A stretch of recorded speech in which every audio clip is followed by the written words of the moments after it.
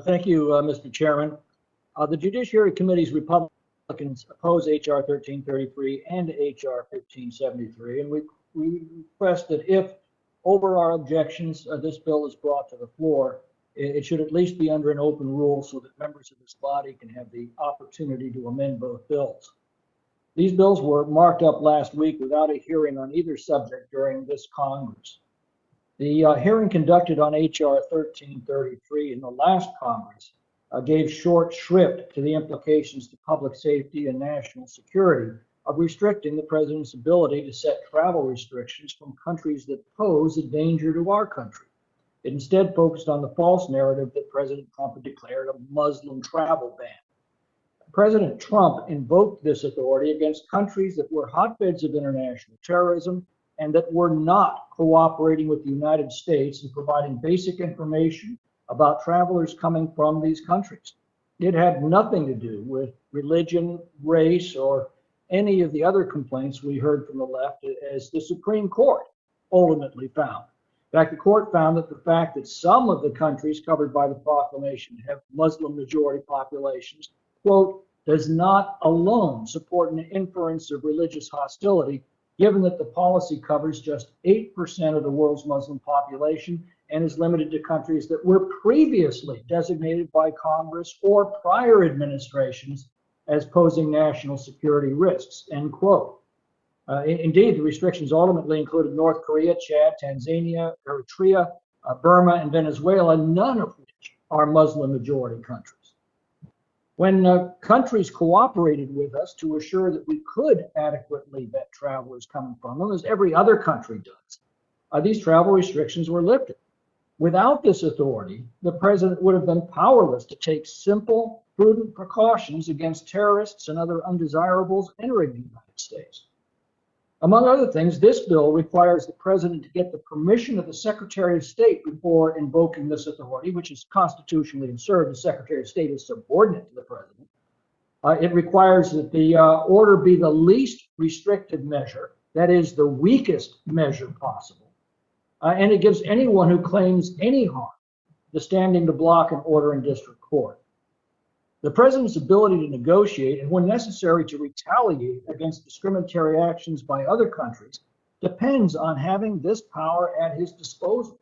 And we oppose weakening it on behalf of Republican and Democratic presidents who invoked it in the past, including Barack Obama and recently Joe Biden. Now, the Democrats also ignore the reality of what is happening on our southern border.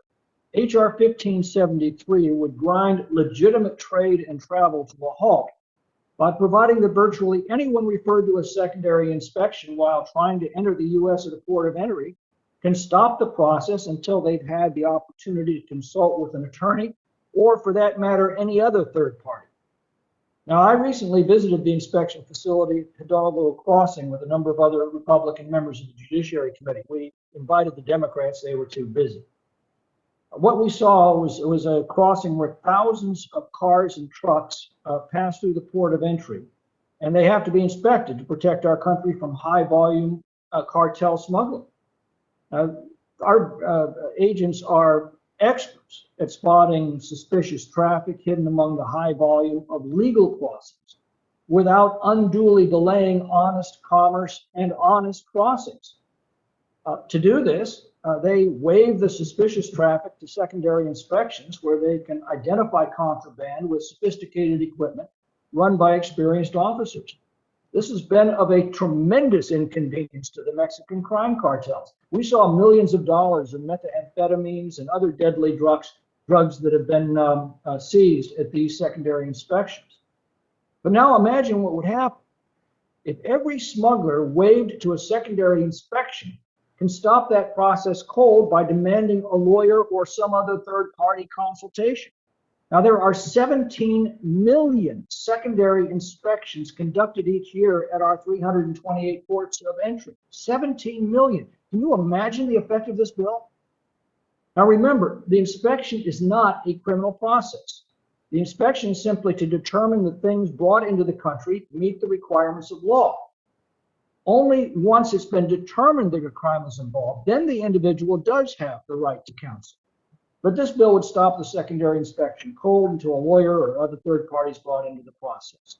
The practical effect would be to rapidly back up traffic until secondary inspections would simply have to be abandoned. If this isn't actually written by the drug cartels, it certainly is entirely in their interest and service. It speaks volumes about the attitude of the Democrats on the security of our border, the safety of our citizens, and the sovereignty of our nation. There is a very simple question presented by both of these bills. Do they make Americans more safe or less safe? Does restricting the president's authority to restrict the entry of aliens who may pose a danger make us more safe or less safe? Does restricting the ability of Border Patrol officers to stop illegal drugs and other contraband from entering our country make us more safe or less safe? The answer ought to be self-evident to anyone with an ounce of common sense. I yield back.